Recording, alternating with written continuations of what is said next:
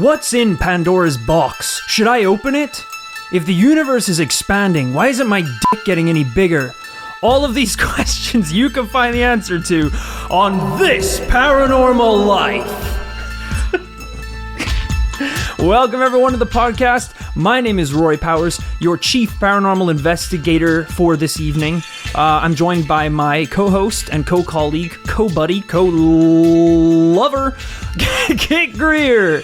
How's it going, man? Co-chief, perchance. Also, judging by those intro questions, you have problems and indeed a life like no other, it sounds like. That's true. You have Pandora's box, it seems. Yeah, I have Pandora's box and a micro penis. I think the intro made that blatantly obvious. And while I'd love to talk about those struggles, my day-to-day, we've got something way bigger on the plate. Then your penis? Impossible. How dare you? We've got a really scary case, and even though it is 30 years old, nay, 40 years old. So you were wrong the first time? Sure. I think this is a threat that we still might face in today's world. Really? So this isn't just pure speculation about the paranormal, but this is a goddamn PSA. Do we need to build a bunker to hide in or not? Exactly. I think, like always, we should just dive right in. Please. The year is 1976, and we're in Cornwall, here in the UK. I don't think that's how they talk in Cornwall. Blimey, it's Easter Sunday weekend. The sun is out. Oh, the smog is just dreadful. Oh, bloody hell. We're in foggy old Cornwall. Everyone's enjoying the holiday, and Mr. Don Melling and his two daughters have come to Cornwall for a nice, relaxing holiday. Very popular holiday destination. Beautiful, I hear. I've never been. I don't know much about it. It sounds lovely. Corn, walls, two of my favorite things. Well, one evening, the two daughters were out for a stroll, wandering by the woods near the old church tower of Mawnan, when they heard a strange noise above them. Convinced it was a local bird, they turned their heads to the sky, and that's when they saw it. Or should I say, him. What? It wasn't a local bird? Hell no!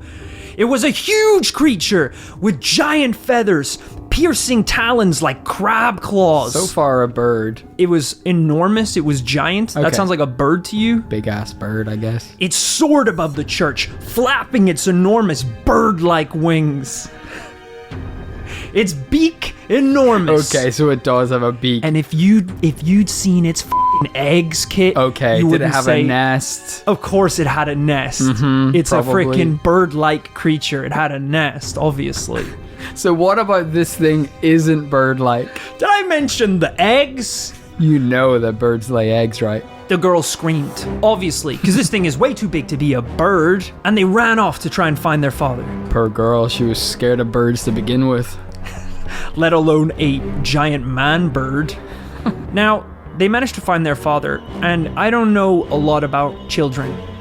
Right. Again, I think I've made that abundantly clear in 100 episodes. We've covered it on the podcast. You have children, have had children, have fathered many children, but Poorly. have almost no contact with them. Yes. Yeah, zero. Because all I know about kids is that they are liars, and they are weak, and they can't fight for garbage. I mean, you were so immature at the point of fathering these kids. They, at times, really were more of a father figure to you. That's beautiful, man. It's actually disgusting. I should really tell my old man that.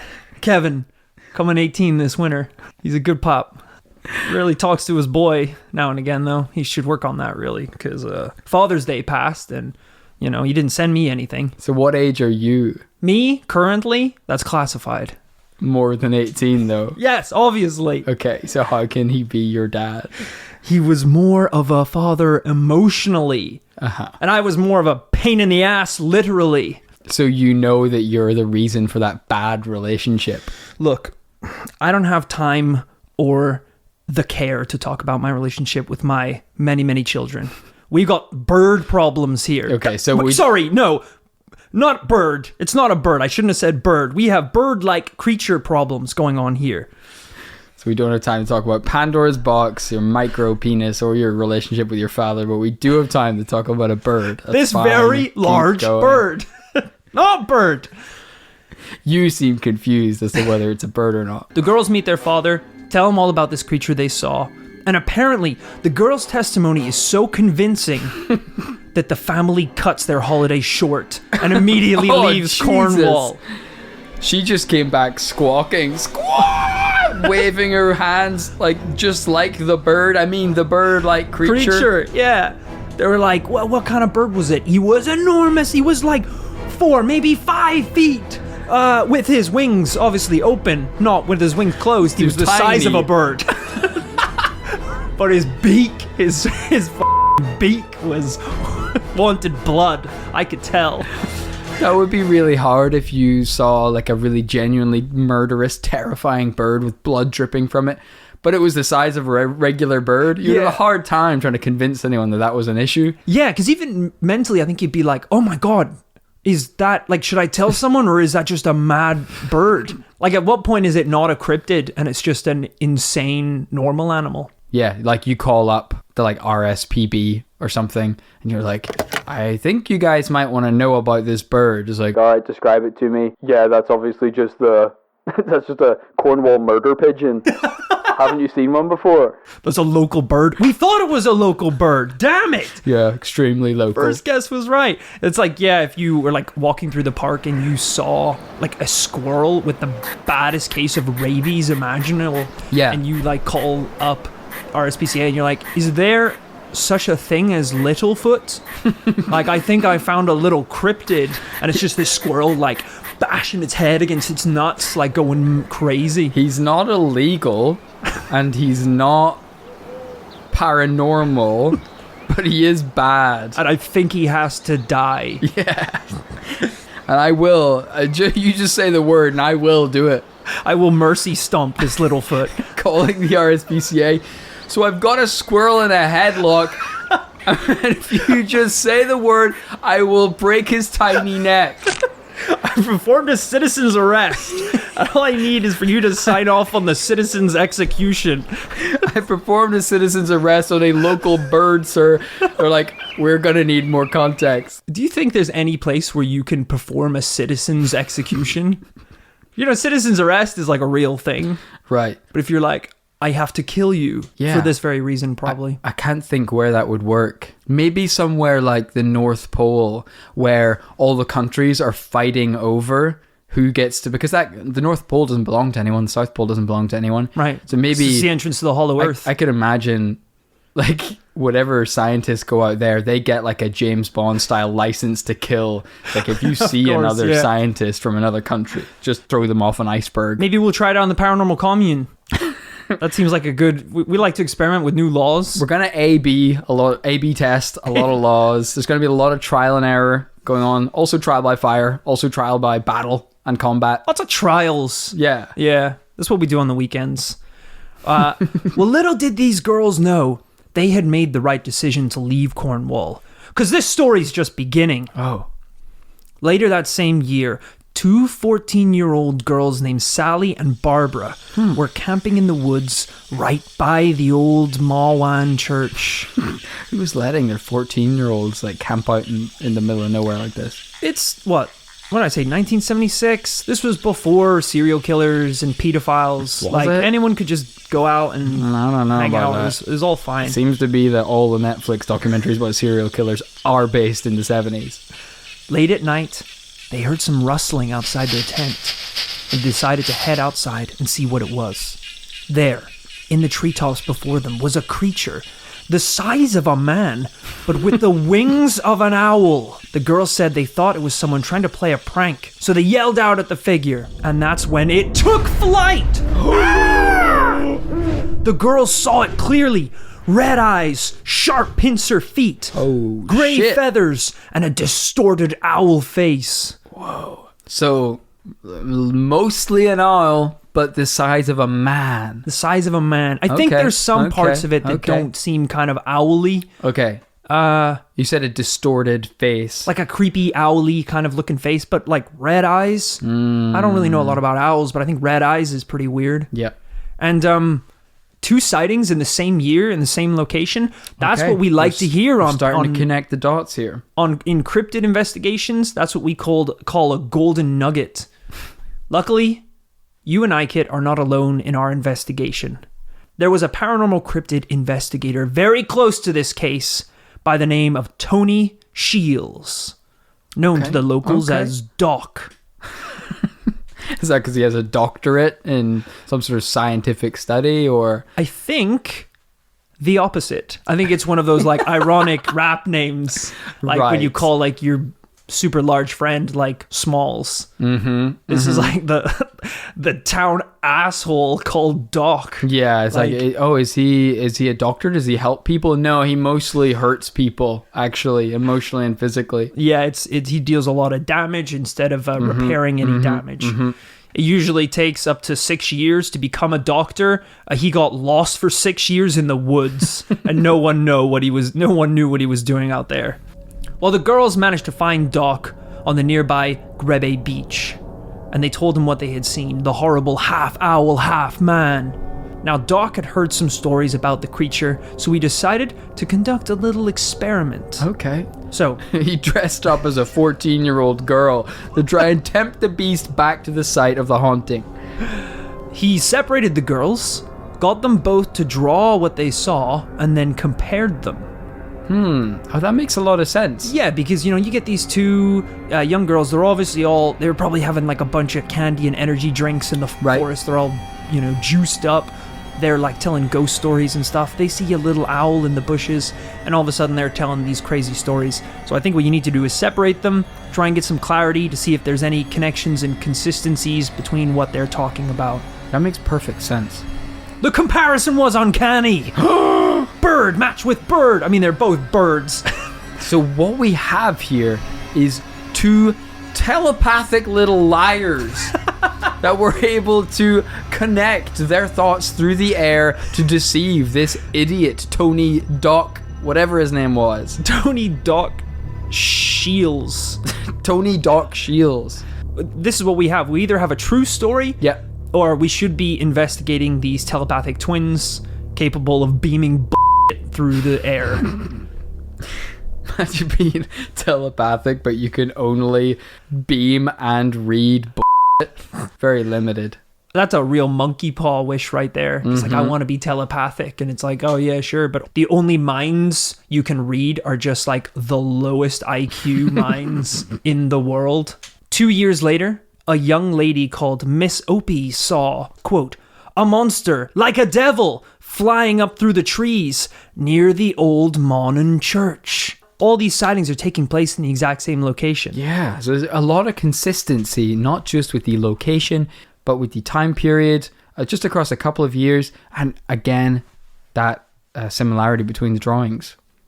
Quick on the case, Tony Doc Shields, who was still hunting the beast, wrote to the local picture library stating, the Owlman is certainly back in business, it seems. I poked around his area, around Old Mawnan Church, a couple of days ago. The atmosphere was positively cracking with... What? The atmosphere was positively cracking with odd presences, if you know what I mean. No. No one knows what you mean, you crazy old hag. As soon as anything really exciting happens, I'll let you know. It would be terrific if I really could get a picture of our feathered friend. But he only seems to pop up for young girls, and I ain't one. Well, I'm glad he acknowledged that. I love the idea of him being like, I'll let you know if anything exciting happens, and they're like, oh, Jesus Christ. He's like... phones them up. Guys, you'll never believe, but I found an egg. I'm sure it's from the beast itself. Guys? I'm assuming we have some sort of Peter Parker-esque situation here where he is submitting pictures of the Owlman, which is essentially himself roaming around the woods at night against the tripod. Yeah, he's like really bigging it up to the local papers as well. It's like, everyone's talking about him on the streets. No one can identify him. He's so athletic, so jacked, so fast. And the leaders of the newspapers are like, how have you got these photos? Like, he's dabbing in this one. Like, in this one, he's just looking straight down the lens of the camera. This one is a selfie. Is this his camera? He's just like, let's just say me and the Owlman are pretty good friends. Wink. It's like, we know it's you. Like, there's feathers on your shoulder still. We're still not interested, even if it is you. Stop going through so much effort. We don't want the pictures. That's like the reality of like Spider-Man if he existed, isn't it, in real life? Like a student going around in a spandex suit. Yeah. It's like, no. They're like, I got more great pictures of Spider-Man. It's like, oh, thank you so much. Like, here, I'll take these and I'll make sure they get to the editor. Yeah, thank you. And there's like, throws him in a cupboard with like thousands of pictures of Spider-Man. And they're like, what? Why did you do that? Like, that guy's crazy. He thinks people only want pictures of Spider-Man. There's like real news going down. Yeah, there's extremely important shit going down in New York City. I know that was a little aside there that he said, but that's actually part of the lore as well. He really only goes after young girls. Yeah, that's what we seem to be seeing. And the most recent witness, what age was she? It was another woman, wasn't it? It was a young woman, a young lady. Yes. And I don't know her exact age. Okay. But a lot of the girls before, we're talking 9, we're talking 12. They were very young, but this one sounds like she's a little older. A little older. Still creepy. Yes. There's a definite predatory vibe with these sightings. Yeah, because the last thing you want is like a half owl, half man is pretty bad. Yeah. A half owl, half pedophile is the most possibly terrifying beast we could ever imagine. Like, we're looking at a predator mixed with a sexual predator. It is the worst possible combination. We're talking about the apex predator of the night world, except instead of an appetite for mice, he has an appetite for children. Is there anything worse? Imagine a pedophile that can not only fly, but has night vision. This is a question that is not raised often enough. So what if the Sasquatch exists? But is he some sort of sexual criminal also? Because I have often been very vocal in my belief that the one reason that we don't have to fear sexual predators in today's world is their inability to fly. Yeah. And once we have an airborne sexual predator, it's going to be the end of days, people. That's a cryptid I don't want to hunt. That's right. If they learn to teleport, fly, or I can't think of any others. Laser vision. I guess those are the big two. Teleport and fly. We're gone. We're done. We need to get to Mars. You get to Mars and they already teleported there. No! We should have saw this coming. It took me 6 months to fly here. In August, the Owlman was seen again by 3 young French girls. Oh, Jesus. Who were staying at a nearby boarding house. This is getting less and less creepy and paranormal and more just sad and scary. Did I mention the Owlman's in a trench coat? He's just in a fur coat. Sitting in the trees. The landlady of the boarding house told Tony Doc Shields that the 3 girls had been frightened by something very big, like a big furry bird with a gaping mouth and round eyes. Tony left a message for the girls to contact him, but he never heard anything further. Checks out. I'm pretty sure after that whole ordeal, their parents weren't letting them contact any strange man from Cornwall anytime soon. Yeah, nicknamed Doc, but who's absolutely not a doctor. Now, I'd never really thought of Cornwall as a particularly paranormal area. So I decided to do a little research to see if I could find any explanation as to why this psycho owl would have decided to be so active in this specific period. Right. And I discovered something mad. And I'm quoting this, right? Okay. Apparently, oh, Jesus Christ. Apparently, between the autumn of 1975 and the spring of 1977, southern Cornwall was seized by a period of collective madness. What? What does that mean? This is incredible. Apparently, this is all recorded in a book called The Owlman and Others. Okay, probably not a New York Times bestseller, but fine. The book states there were dramatic extremes in the weather, floods, heat waves, and the local animal life went figuratively and literally crazy. What? One unfortunate woman was imprisoned in her house by hordes of attacking birds, which literally beat themselves to death against the walls of her house. No. Another woman was similarly imprisoned by a mob of feral cats. This can't be real. Where are you reading this? This is from a very reliable source. Okay. cryptidchronicles.tumblr.com. Strike Poster 2000 strikes again. Swimmers were attacked by dolphins, and there were swimmers were attacked by dolphins, and there were reports that cattle belonging to local farmers had developed the power of teleportation. Okay, I'm drawing the line here. The most interesting were the incredible amount of UFO sightings and the reports of 3 entirely different sets of mystery animals in the region. Whoa. Why were the animals going crazy? The UFOs going berserk, but humans were just unaffected? I don't know. I just don't know. Okay. I've never heard of, what is this described as? A period of collective madness? Yeah.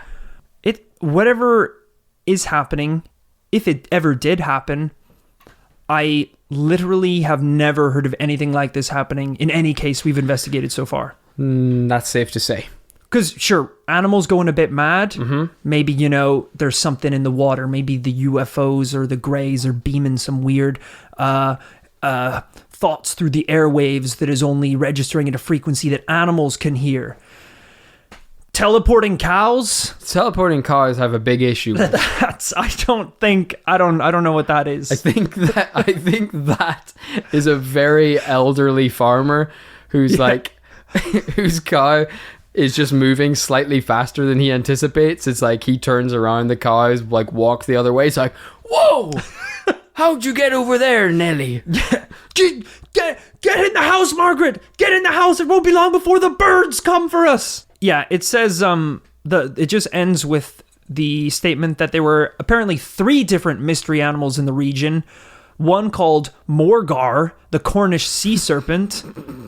Then there were the Cornish mystery big cats. Wow. And of course, the most popular and most well-documented creature, the Owlman. Right. Of Mawnan. What the hell? So there was just some sort of like paranormal cryptid convention where the sea serpent, the Owlman, and the mystery cats all like met up. They had a meetup, like a high school reunion. Yeah, I know people said that there was UFO sightings, but alternatively, maybe what we saw was the first attempt at an animal revolution. Where just the entire kingdom of Mother Nature tried to, in one small instance, revolt against all humans. I mean, birds kamikazing into the side of a window till they died? That's crazy. Imagine the Owlman decided to do that. He'd go straight through your window. He'd do like a really embarrassing Naruto run as well. Yeah, he can't even fly. The thing that doesn't make any sense is that it's easy to say, oh, the animals were affected. The animals went berserk and started turning on the humans. Humans are animals. Yeah. Humans are mammals. Like, we share like 99% of our DNA with cabbages. That's right. It's like we're not that different. Cabbage is the shittest animal of all time. Presume that's why they test on animals, is because we're pretty much the same. So it's hard to imagine anything that would acutely affect birds and cows and not cause us to teleport or fly into windows. Yeah. I mean, this is one of the reasons I wanted to include it in this story, is because, as we said, we're always trying to support the paranormal, rally up the paranormal troops. But sometimes in these stories, you have to even include the most unbelievable evidence. Of course. On that note of unbelievable evidence, you're like, that was the sensible take. Onto the paranormal explanation. We need to talk about Tony. Oh, great. The mysterious cryptid hunter. Here we go. All right, apparently because so many of the sightings of this creature are linked to Tony, a lot of people believe that he's somewhat fabricating the stories. Granted. Around Halloween in 1986, Tony was accused by the Bishop of Truro of having committed unspeakable acts of blasphemy inside the Mawnan church, trying to invoke a reaction from the Owlman. Whoa. I don't know what that means. What does that mean? Like, is he we gotta know. Is he chugging beers and like fist fighting other owls that he's rented from like sanctuary? Yeah. I mean, yeah, that's quite dark. What is unspeakable acts of blasphemy? Like, speak them. Like they might be illegal. Yeah. Well, to be fair, regarding the incident, Tony said, I did a few bits and pieces inside the church. There was a lot of misreporting that I was throwing out challenges to God and saying I'd smack him in the gob. I don't think God has a gob. And Jesus Christ. And I wouldn't do that anyway to the deity. He'd give me a harder smack back, wouldn't he? I almost believe him because he's so obviously mad. I'm like, he kind of doesn't have any reason to lie. Yeah. Yeah, I did look up, so I Googled his name because his name came up so much in this story that I was like, okay, he's obviously someone who's at least reputable. Yeah. And he does have a Wikipedia page that when I did click on it, and I can't remember if he's either a self-proclaimed magician or wizard. And that distinction seems really important. Very. Let me just double check. I think I can guess because I think many people probably call themselves wizards, but I don't think anyone in history has ever been called a wizard. He's a magician. Why does this man have a Wikipedia page? He's obviously... So he's like well known for magic? I guess. Although, Jesus, I picked one line from his Wikipedia article, and it said he had several solo exhibitions in London before leaving St. Ives following a drunken incident in which he threatened police with a gun that he'd obtained from a painter. Oh my God. So I wanted to bring this up because he's our most credible witness, and I think we have to lay our chips down on the table and be quite honest with the fact that he pointed a gun at a police officer. Why does a magician need a gun? Who is this man? You should not be hanging out with young children, hanging out in churches at night, be a magician, and also have a gun. Do you think he's like, when the police were trying to arrest him, he was like, all right, just look, let me do one final trick. It's like, no funny business. No funny business. No funny business. Just pick a card, and they pick it. It's like shuffle it back into the deck. And he's like, okay. And then he puts it in his like coat jacket, and he's like, is this your card? And they're like, oh my God, it's abracadabra. Like firing off. He's completely lost it. Takes off into the night, Naruto running with his bird wings spread. Yeah, I'm not sure if we necessarily want to credit him as a trustworthy witness. Yeah, I have a lot of mixed feelings about this guy.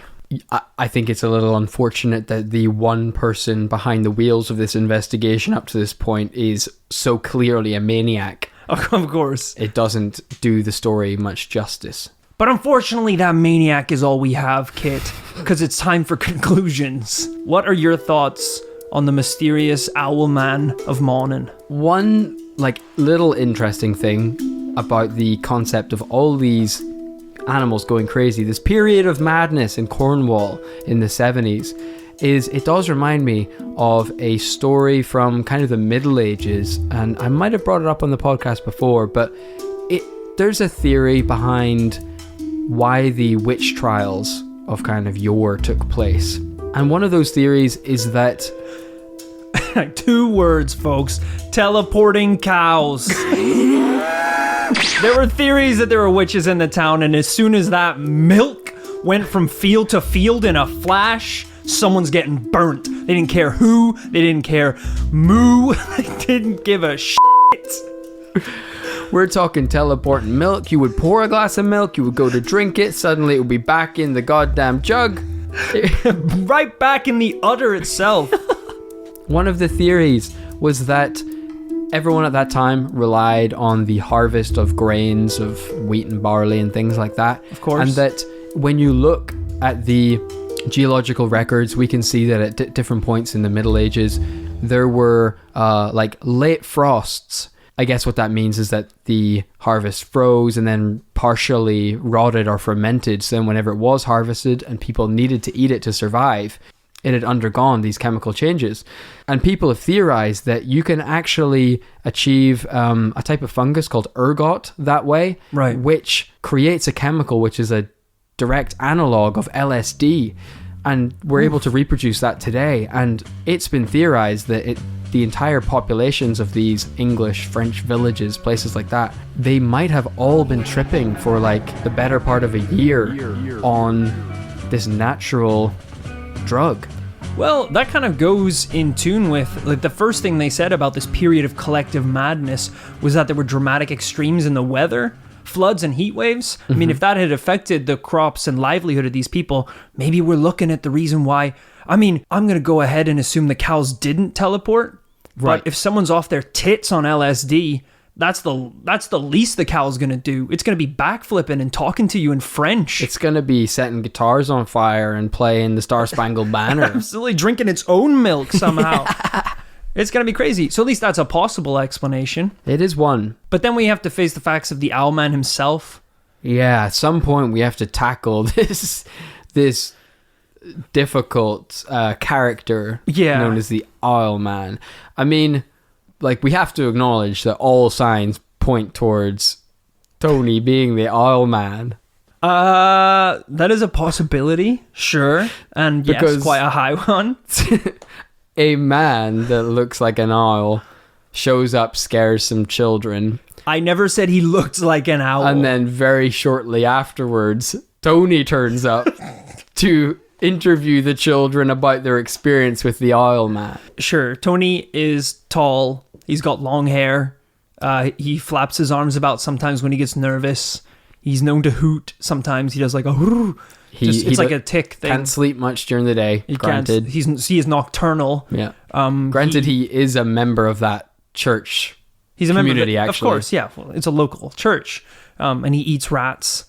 I don't know I don't have an explanation for that. I think the dude's just a bit weird. He's a little kooky. Yeah, he's a little kooky, eccentric. But does that mean he's the Owlman? Possibly. Yes, quite possibly. I don't think we need to dwell on this one too much because I think it's pretty much an open and shut case. Real, right? I don't think we've ever said that before about a case, but yes, it is an open and shut case. Yeah, I think this is going to be a double no this week, folks. There's no crazy preamble here. I think we can all agree. Let's get right down to it. The Owlman of Mawnan is not real, as far as I can tell. Yeah. Thank you so much to that listener submission from Olivia Nash and also Aaron Bully. The submissions we've been getting recently have been amazing, guys, and it's really great to see so much enthusiasm for the paranormal in our audience. So if you have any cases that have either happened to you or you really want us to tackle, make sure to email them in to thisparanormallifepodcast@gmail.com. I think that about wraps it up for the case of the Owlman. So I hope you guys enjoyed this episode. As you know, we don't do ads. We do a little thing called Patreon, where every month you can get a little bit of extra content depending on how much you're willing to support us. Now, we don't even have a lot of tiers, so one of our lowest ones, the $5 tier, will now get you a huge backlog of bonus episodes. That's right. So if you're interested in getting some bonus content, if you just can't quit that paranormal shit, then get help. First off, log off. Get help. Go see the Doc, aka me. Go see Rory Doc Powers. I was lost in the woods for 12 years, which means I'm twice as smart. Mm-hmm. And I've got just a prescription for you. 200 cc's of the truth, aka this Paranormal Life bonus episodes. So definitely go on Patreon, check out any of the rewards you want, and email in your submissions to the podcast. And as always, for the people that do support us on the podcast, what we like to do is give you a special shout out at the end of our show. So, a special thanks to Gary Stewart. If it isn't Stuart Little, barely saw you there, buddy. The tiniest little paranormal investigator in the world. Fits in your pocket, which means he's perfect for any adventure. He's known to eat a lot of your cheese, like a little paranormal mouse. But nonetheless, I think it's good to have him on board. I'll just take twice as much cheese, and then we get to benefit from his company. No, he'll find Really? it. He'll eat. He'll eat all the Jesus. cheese. If you bring twice as much, he's eating twice as much. I'll bring 4 times as much. He's gonna eat. He's gonna eat till the cheese is tiny, gone. though. Where does it go? I have no idea. The dude's like a black hole for cheese.